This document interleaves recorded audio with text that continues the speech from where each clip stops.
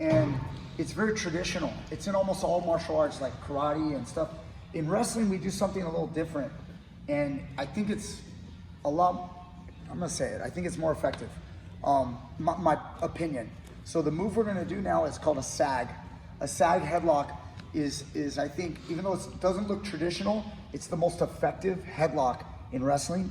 And wrestlers are like notorious for, at high levels, pulling this off on even really good guys. So, and most people never see it coming, and they don't understand how simplistic it is. It doesn't require that much. So here's a very traditional martial art throw. You'll see a guy walk here, get a nice grip, and then step, and then back step, and then lift, and then throw over the hip. It's beautiful to watch. It does require a little bit of training and skill, which everything does. But to load somebody up on the hips, there's always gonna be the skeptical people. They're gonna see someone who's not very strong. How do I pick somebody bigger than me? It becomes harder. The sag headlock, I'm gonna show you right now, is like, there's always a limit to everything if somebody's big and strong enough and they know enough. But this one, you'll get this on your first day. This is super easy. You'll pull it off live on your first day if you end up in this position, if you do it correctly at all. So he's gonna win the pummel. So when he wins the pummel, he's gonna get the double unders. I'm gonna start my sag position. I notice what side his head is on.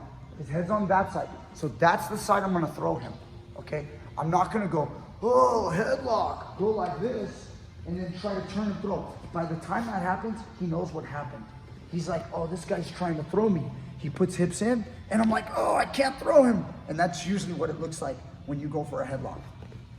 What I'm gonna do is, I'm gonna sag my hips, and if you notice the way my body's turning, I'm already, if I was here, I'm already starting to bring my right leg back, and now I'm gonna get to about like right here. I'm gonna stretch this leg back, and he wants this position, and he's bent over for it. So he's not standing up like this, okay, where he might have a sturdy base.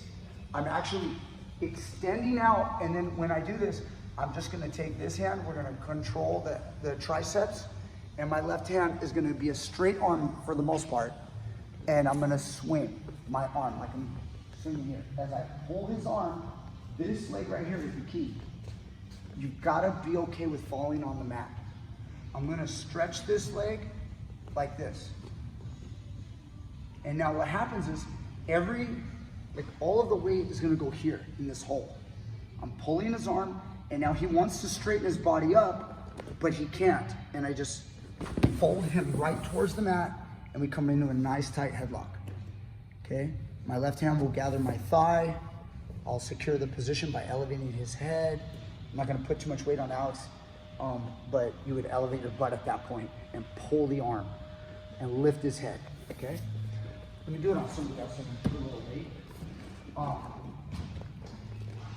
So you guys are in the over-under, and I was trying to pummel, but he like got the better of me.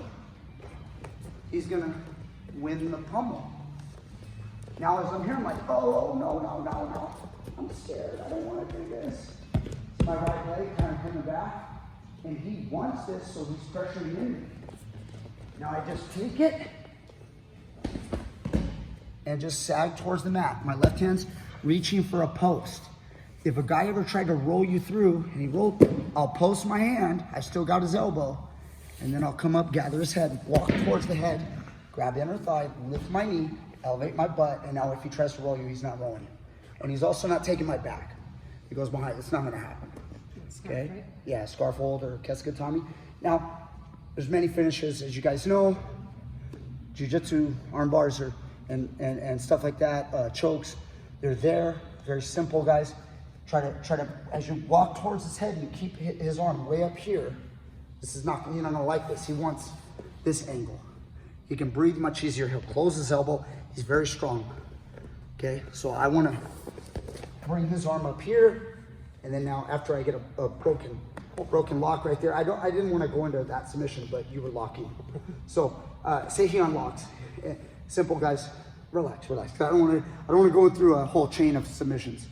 This is really good, really basic. Push it into the back of your knee and lock and pull his head up. See, I just triangle my legs and his arm is stuck. It's like an Americana, but using your leg.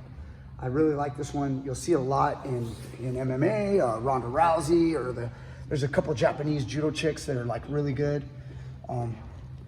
Forgive me for calling them chicks. It's 2022. One more time. Okay, over under, he wins.